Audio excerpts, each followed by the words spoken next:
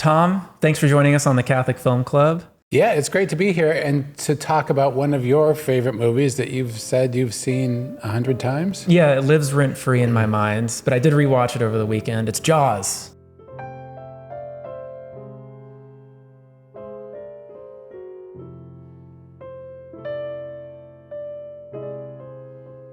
Jaws, which is celebrating a big anniversary now. And I think we should tell people this is not a sponsored podcast. We're not being paid by Steven Spielberg. But if they want to, we're open to it. You know, we'd be open to any financial remuneration that we could get. For sure. Jaws, 50 years old now. Yeah. America, 249. Okay. Catholic Church, 2000 something. Whoa. And so what I understand, Tom, is that you have 7 lessons that we can take from Jaws. Yeah. To talk about on this episode. I rewatched Jaws because of all the hype and the 50th anniversary. And also because I remember when my parents went out to go see Jaws in theaters the first year it was available. I must have been 6. You saw it on first run? No, my parents did. Oh, okay. They didn't bring their 6-year-old to see it. And I appreciate that. That's probably done wonders for my mental health. But I do have 7 lessons to share from Jaws. But you have a lot of lessons too. You watched it 100 times. Yeah. No, I have my own concurrent list. There's some things that I will always remember. Like, listen, Chief, it's all psychological. You yell barracuda. Everyone says, huh? What? You yell shark. We got a panic on our hands on the 4th of July. That's right. Okay, you do that very well. Thank you. Been doing it for many years. To summarize Jaws for some of the people who haven't seen it, which I keep running into people who haven't seen it, a beach community is set upon by a great white shark, and after ignoring too many meaningless deaths because of the shark, the chief of the town, Chief Brody, who's a newcomer to the island, employs the help of Matt Hooper, who is sort of a collegiate oceanographer from out of town, and Quint, who's a craggy fisherman with a past. And they go out to hunt the shark. That's sort of my bite-sized summary of the film. Yeah, and we're gonna warn people that there will be spoilers. So if you don't know how the movie ends, then go watch it and then watch the podcast. Yeah. Why should people watch it? Because some people think of it as like a little old-fashioned now, especially being 50. Yeah, and my millennial daughter, watched it and found it and pronounced it boring. She didn't finish it. So there is that. But I think so this is actually my first lesson from it. I think that horror movies are worth watching in moderation. Because I think they say something very true about the world we live in. Okay, so in my cinema class here at Benedictine College, I talk about the different genres, and I relate them to how justice and love figure into each of the genres. Well, the horror movie genre is it tells us that something out there hates us, and it'll attack us without love, without mercy, without justice. And that scares the daylights out of us because it's true, right? In the movies, it's a scary clown in a sewer, or it's a zombie, or it's a vampire, or in the scariest movies, it's a devil, because the devil is real. He really does hate us, and he really is out there waiting to get us. Well, I mean, there is a moment at the beginning of the movie during the first shark attack where the problem of evil is just put right out in front of us. The bather is being torn apart underwater. It's still a harrowing scene, actually, I think, even today.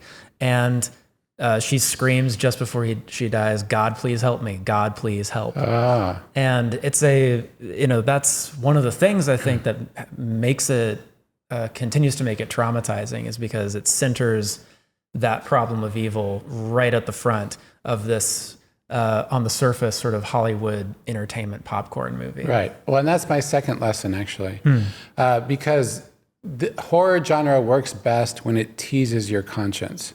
Okay, so in old slasher movies, the people who go to make out in the woods are the ones who get slashed. somebody who stole something is the one who gets attacked by the creature, whatever it is. Well, Jaws opens up with two people who are doing wrong, the kinds of things that will prick your conscience later. One of them goes skinny dipping. The other one is too drunk to really be engaged in the situation. And that's the first victim of the shark. So we're all a little bit afraid of things that go bump in the night, but we're very afraid when our conscience is kind of hurting us also. And it reminds me of something that Stephen King once said that you reminded me of more recently. Yeah. It was a very interesting quote that I don't want to misquote. Okay, so Stephen King said the main purpose is to reaffirm the virtues of the norm by showing us the awful things that happen to people who venture into taboo lands. Okay, this is the main purpose of the horror genre. Within the framework of most horror tales, we find a moral code so strong that it would make a Puritan smile. Yeah, and when I see that first scene and I hear the, God please help, and then instantly down under the water, I feel like there's two statements there. One could be the idea that this sort of ironic, detached view that, oh, well, God's not there, so he will not help. That's sort of the depressive point of view. But in some ways, the scarier point of view could be that you deserved it. God, maybe he will help you after you're dead, but right now he's not helping you in this way. That is a very puritanical point of view. Puritanical point of view. Or, a redemptive point of view could be that she is suffering as a result of her sin, and her suffering can cleanse her, and she can embrace God, who she's calling out to her credit. She is. She's pro-God at that moment. And she hasn't done anything technically, wrong at this point. So, maybe it was sent in to save her. I don't know, Tom. No, I'm not going to grasp at straws there. Don't grasp at straws there. But there is a lot of facing your, there are lessons in this beyond that puritanical lesson that Stephen King outlined. Yes. Well, things to stay away from, things absolutely. to not do. Stay away from things. I don't think you should stay away from swimming in the ocean at night. Is that a thing? I would, but more for like practical reasons. I think it's meant to prey on sort of a superstition that we have that when we do evil, that we're going to, God's a cat, we're a mouse, and he's out to grab us, which is not exactly true, but it does play on what's going on in our mind, because there is somebody out there who hates us and wants to get us, and he does use sin as his bait to pull us in, and that is the devil. And we'll get to that more about how you can be safe from that as we go along. Yes. But I third wanted to share my lesson about evil, which is that consumerism makes an idol out of money. And Jesus said, you cannot serve both God and mammon. Mammon is the idol greed, the idol wealth, the idol money. And what happens in the novel and in the movie is that even when people are in danger, the mayor of the town still insists on keeping the beach open. He allows it to be closed for 24 hours, but famously, that doesn't solve the problem because he wants the money. Now, I know it's set up in the story such that he wants the money because they literally aren't going to have enough money to run the town. And in the book is actually he wants the money because the mafia is after him and he has to pay off a debt. Right. I've never read the book. I hear that there's lots of things that were cut out that we should be grateful were cut out because they don't have anything to do with hunting a shark. United Artists, is that who made the movie? I think so, They bought the rights. But when they buy the rights of a book, basically they want to do a shark attack story, not necessarily this particular characters. And this is often on the list of movies that were better than the novels. So I think also on that list is The Godfather. There's plenty that are not, where the movie was not as good as the book, but Jaws is one. But back to I have this listed as my lesson that I took from it was paint-happy vandals should be caught and hung up by their Buster Browns. Yeah, that's a line from the movie that's said by the mayor. The mayor, who's brilliantly played by Murray someone, but that shows where his priorities are. Murray Vaughn, isn't it? Murray Hamilton. Murray Hamilton. The mayor is Mayor Vaughn. He's the guy in The Graduate who says, plastics. Is he? Yeah. Oh my gosh. I Same love guy. this actor so much. I just, seriously, I just quote him all the time, whenever I possibly can. Okay, there you go. So money is truly a demonic, so any idol is demonic, and money, mammon, works by promising you, hey, you deserve a new deck. Hey, you deserve this trinket that you saw on Amazon, until you pay and pay, hoping for the joy that you're promised, and you end up with debt and having to work your tail off and be a wage slave for your life as you pay off different loaning organizations. One thing I noticed when I was thinking about this idea is in the movie, days after two shark attacks, two deadly fatal shark attacks, and they've supposedly caught the shark that did this. Of course, we realize later that wasn't true. The beaches are full, and stands are selling like shark memorabilia and playing shark video games. And suddenly, like, the capitalist mindset is just like all on the success of, we did it, we killed that shark, and here's some shark jaws, literal shark jaws to take from you. The shark meant money for the town initially. Yeah, I know. You know, I was just watching that also, and so what happens is they flood the beaches. The mayor talks somebody into going out in the water because everyone seems to be afraid of the water still. Then they all run out into the water. Then when a shark attack, or what they think is a shark attack, comes along, they all run fleeing. Yeah. You know what it reminded me of? What? Saving Private Ryan. Interesting. It seems like Spielberg used a lot of the same, he used what he learned doing Jaws down to even losing limbs. The chaos of and the chaos of the whole thing. Because it turns out it's a hoax. Like, that little piece of the shark attack was a hoax put on by some kids. Right. But he really does it to show the panic that it causes.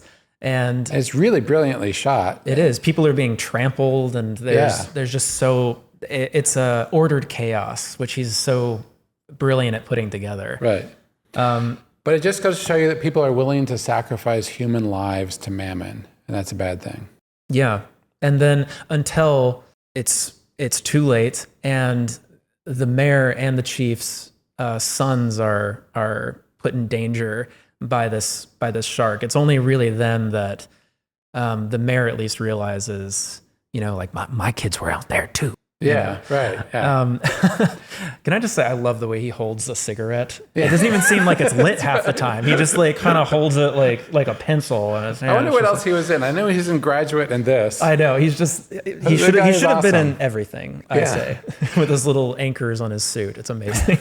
But but that's my fourth lesson, is that family turns out to be the biggest motivator of us to act. So cinema class, what I tell them, and I point out that the midpoint of a movie, literally, if you wiggle your mouse, it's where it's half of the movie is over and half of the movie is exactly half is yet to come. It's usually almost exactly half. This one I think is a little lopsided, but the protagonist often goes from somebody who's suffering things happening to him to somebody who decides, I'm going to fight back, right? You see this over and over again in film after film. And as I pointed out on the Extraordinary Story podcast about the life of Christ, you see it at Mark's midpoint, the Gospel of Mark, the very center. Peter goes from somebody who's wondering what's going on with this guy to all in and suddenly headed to the cross. But at the midpoint in this movie, the sons of the protagonist and the mayor have been threatened, and he goes from kind of getting pushed around by the town to, no, I'm going to go out. This is personal now. I'm going to go get this thing. And almost the rest of the movie, the second half, is spent on the water. So family is the greatest motivator. Yeah, and one thing I think that's overlooked in this movie, and that modern blockbusters could learn a thing or two from, are the beautiful, intimate family moments in this movie. Like there's a great scene. The Brody has just been slapped across the face by a woman who has lost her son because he wouldn't step up and take responsibility. And it's a scene between him and his son is imitating every little thing that he does And it kind of wins the audience's heart and then wins Brody's heart. And he asks him for a kiss because I need it. But there's all these little moments like that. The husband and wife moments, I think, are really beautiful in this movie.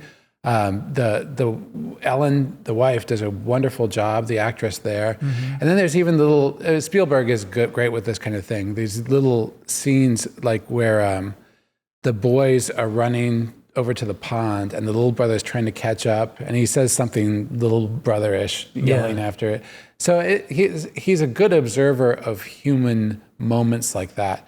And I think it's really beautiful the way he does that. Yeah, me too. I mean, I was thinking about it the other day because independently of this, before we even had suggested we talk about it, because now my daughter does that. You know, my daughter will imitate the things that I do. And I mean, that just drives home the importance of stepping up and defending your home, not just because you have this, not just because your family, because you have to protect your family, but because you have to raise your sons to protect their families going on. You have to be the example. You have to be heroic in that way. Right. Spielberg famously said that if he made Close Encounters as a dad, mm-hmm. he wouldn't have had the movie end the way it did. Yeah. And we didn't announce spoilers for that movie, so I won't spoil it.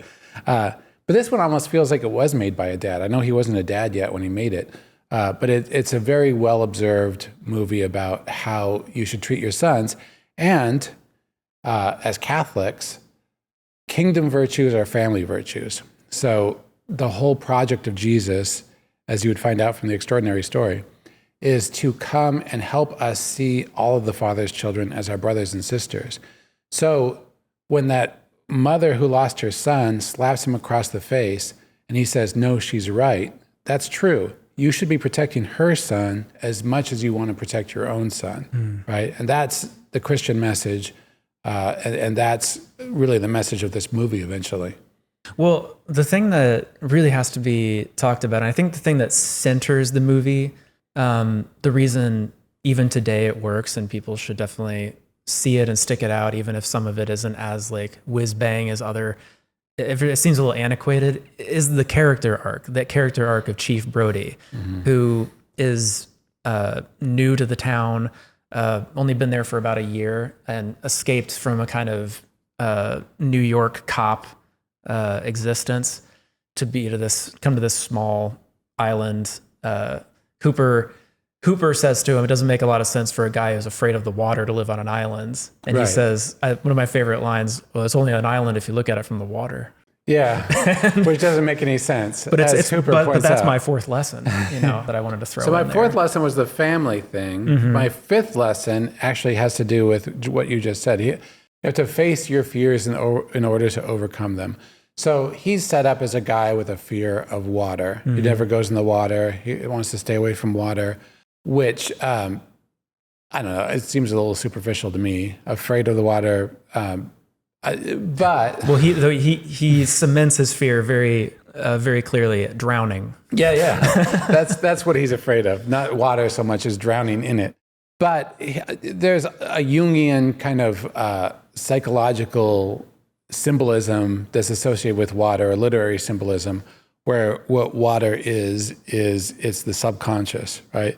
So to be afraid of the water and what lurks therein is really to be afraid of going down deep in yourself and understanding what's holding you back, understanding what your sins are, what the root causes of your sins are, deciding that you're going to actually face the issues that are within, where it's a whole lot easier to just watch entertainment and maybe have a couple beers and just kind of drift through life. Or recede to an island where there hasn't been, quote unquote, a crime in 25 years or something like that. Yeah. And what I find interesting is that his two compatriots, Hooper and Quint, in very different ways, are fascinated with sharks because it was a way for them to face their trauma with it. Hooper reveals that he's fascinated by sharks because a shark almost ate him, ended up eating his toy boat when he was just a kid. But when he turned back and looked, he just had this, grabbed by this fascination. And now this is what he does for his vocation.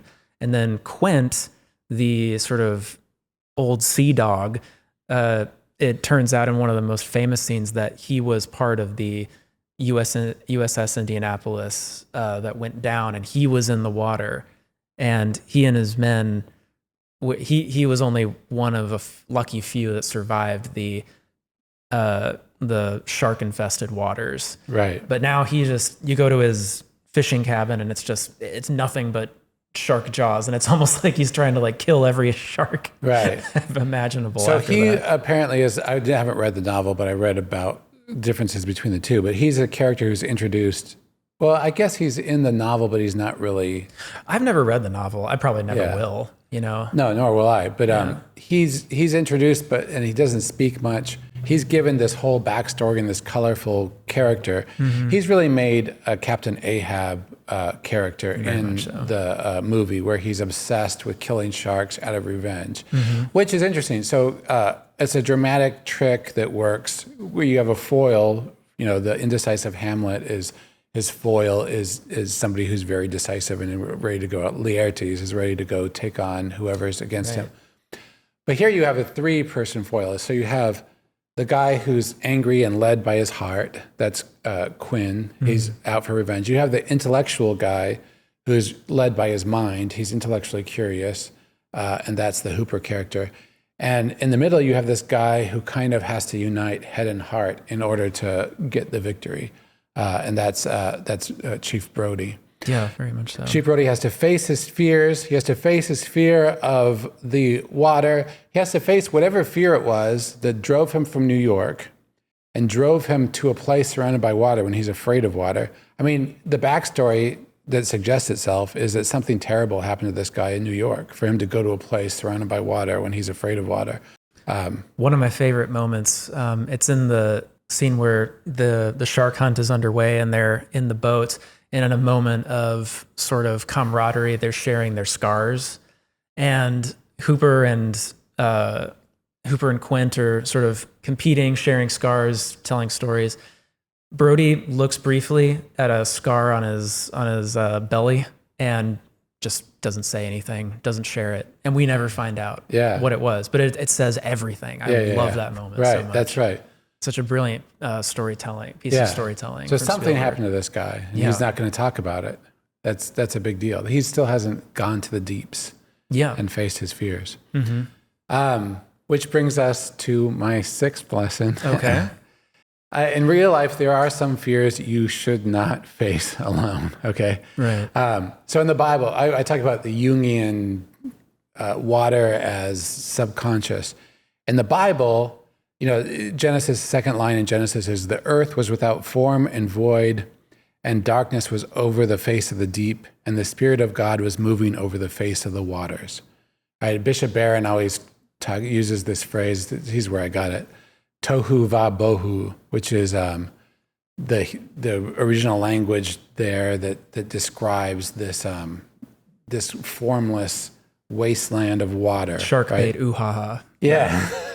Tohu va bohu. And this is something that almost wrecks Noah. He has to face the tohu va bohu. Jonah has to face the tohu va bohu. And what is the tohu va bohu? It is this the watery deep where lurks all of these things. Okay, so this is how the book of Job describes the Leviathan. So God is telling Job about all the creatures he made and asking, were you there when I made these? Do you know what you're talking about? He talks about the Leviathan, and he says, who can force open his jaws close to his terrible teeth? When he rises up, the mighty are afraid. Should a sword reach him, it would not avail, nor would a spear, dart, or javelin.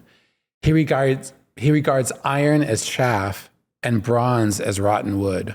So that sounds like a description of this movie. Who can open his jaws? Who can stay close to his scary teeth?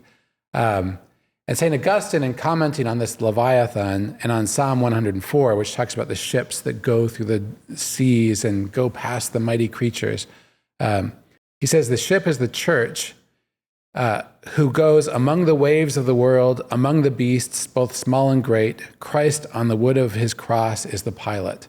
So Augustine says, and this is an interpretation of the scripture, not just an Augustinian thought, but the church is the safe place to be going through this world that's filled with demons, filled with bad things that want to hurt us.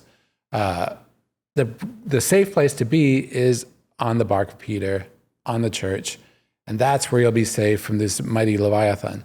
So to go out and face the shark alone is not a good idea when the shark is a proxy for a demon. Yes, it's a good thing to do if you need to face your inner demons and struggle with with your root faults. It's not a good idea if you're going out against the devil alone. And I wouldn't push the Christian symbolism too hard because I don't think Spielberg had anything like this in mind. But it is fascinating how it ends with the hero on a cross-shaped I was just going to say, he's destroying the beast. The last thing keeping him above water is the mast, which takes the shape of a cross. Right. And what has just happened in that scene is that the guy who was led by hatred and revenge and anger has been swallowed alive by the thing that he fears. The person who was merely led by intellectual curiosity is hiding at the depths of the sea from the thing he fears. And he alone stands there uniting head and heart below the great blue sky in order to destroy the beast. It's a beautiful scene. Yeah, gosh.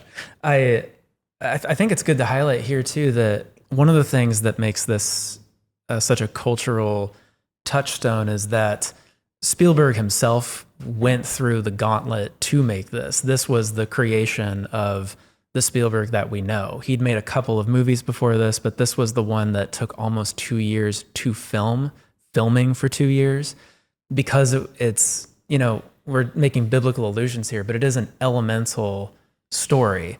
And he was fighting the elements to do it because it turns out filming on the water is directly oppositional to every rule of filmmaking, because when you set up a camera, usually the subject hasn't floated away in a minute. Right. Things don't, you are submitted entirely to nature, even with all these machines and apparatus that you bring to it. Famously, the shark didn't work. Right. And it's, I think this kind of became Spielberg's, maybe he didn't even realize that he was going out to face his demons, but he was, and I don't think he ever had a moment like that in his career ever again, where he faced a huge project that was taking forever, and everyone also thought where it could have been the end of his entire life, his entire career, his entire what he had envisioned for himself to be in life. I mean, it's a pretty inspiring story. Even if you don't like the movie, watch the making of. Yeah. It's brilliant. Which is exactly what Brody goes through, right? Yeah. I mean, Brody has to deal with this disaster that's falling apart all around him and pull victory literally out of the jaws of defeat. And gosh, Roy Scheider is so incredible in this too. He's great. Have you seen him in any other movies? Because I saw him in Marathon Man. Yeah, which I've heard is really good too. But I feel like every movie I've seen after this point made me realize how good of an actor he is, because he's so cold in a lot of movies. And this one, he's such like a real family man. Yeah. And the same goes for like Richard Dreyfuss. Just seems so. Richard Dreyfuss is great in this movie. He's amazing. He's a lot of fun to watch. Oh yeah, he's so funny, and his dynamic against Quint is one of the highlights of the movie. Yeah, so there's all sorts of fun making of facts. I love that Robert Shaw, who played Quint, was a playwright, and supposedly he rewrote his monologue. Yeah. He only agreed to do it if he could be drinking when he filmed it. Literally a little bit tipsy. Yeah. Apparently he did a overly tipsy version, which was terrible. Oh, really? Then came back a week later to do a slightly tipsy version that was really amazing how he delivers that speech. Yeah. It's an interesting thing too, in the way that speech falls. When you go into the action, we're going to go get him portion of the movie, then suddenly that just stops for this scene down below decks where they're sharing scars and telling old stories. And then it picks up again after that. So there's a little bit of a pacing problem, might cause some millennials some distress. Just stay with it, right? Do you have any scars, Tom? That you want, traumatic ones particularly? Well, I was going to show you the Richard Dreyfuss scar. Oh, okay.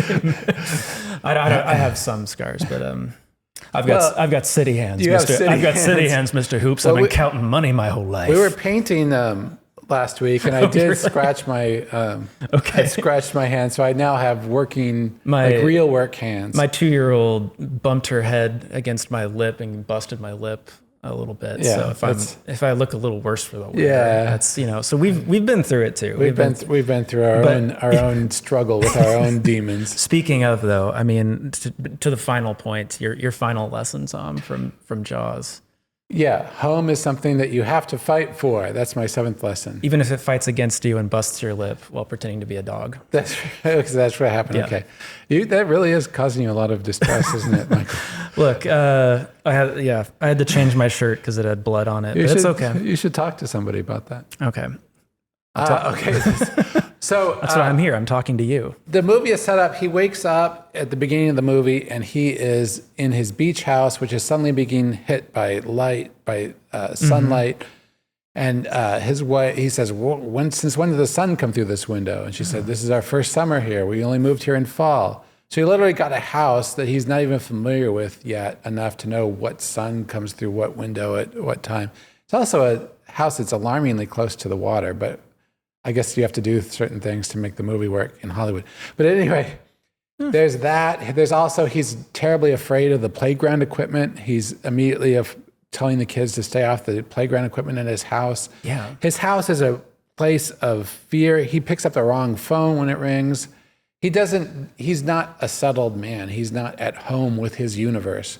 Home is a very powerful concept. It's kind of a shorthand for being.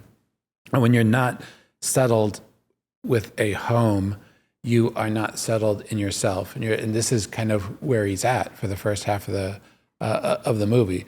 But when the shark attacks his son, or comes near to attacking his son, everything changes.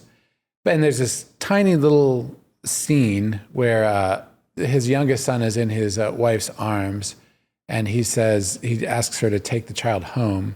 She says, "Oh, you mean home to New York?" He says, "No, home here." He doesn't say it like that. but you should have been in the movie, Tom. But he's now considers this his home. And why does he consider this his home? Because he's going to fight for it. He's going to fight for his family. He's going to fight against this demon that's attacking him. He's going to fight against his psychological fears, if you want to put it that way. He's going to get safe in the love of his domestic church, if you want to push the symbolism a little bit. But until we've sacrificed for our home, it's not our home. Until we've lived in it, loved in it, sorrowed in it, had joys in it, that's what makes it your home, when you've gone through those experiences. And now he's got a home, darn it. It's going to be okay, Tom. I'm still worried about you're running away like Brody's wife at the end of the second act, just running.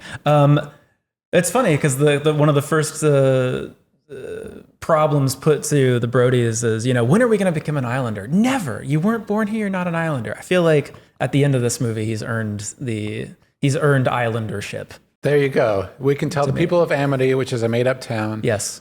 Which, by the way, I heard it's celebrating its 100th annual regatta. Okay, the fictional town is. Yes. So Amityville Horror came out before this movie, right? No, just a little bit after. The book?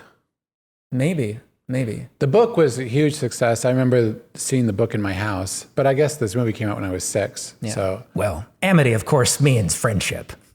Yeah. But I wonder if they named it that as a reference to the book. We'll have to look that up. I wonder.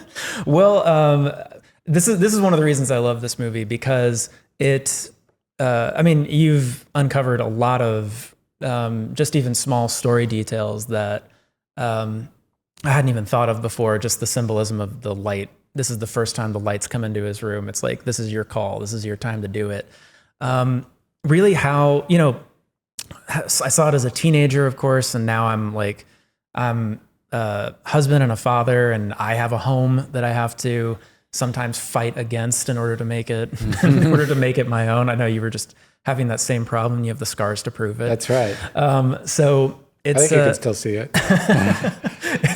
it's a different. It hits differently. It hits closer to home than it has since then. So there's just something about this movie. You know, a lot of people blamed Spielberg and Jaws for like ending the golden age of the 70s or whatever and starting the whole Hollywood thing, or the search for box office and what have you. But the truth is it hit because it's great, because the story works. And the fun thing is we've mainly talked about the first and second acts, and we can save the rest for our viewers. But the amazing thing is that when he goes out, it really feels much more like an adventure than like wandering into some kind of dim, dark cave. There's like a real spirit of adventure there, even with all the danger. Yeah. So that's one thing I love about it as well. That's surprising when you see it. I find it's a really fun movie that bears watching and rewatching. There's gore involved. You know, one thing that surprises us in 2025 perhaps is that it was considered it was a PG movie when it came out. Yeah, I know. But because it sure seems like a gory movie. Steven Spielberg has always been into kind of ratcheting the gore up a little bit, though. Yeah.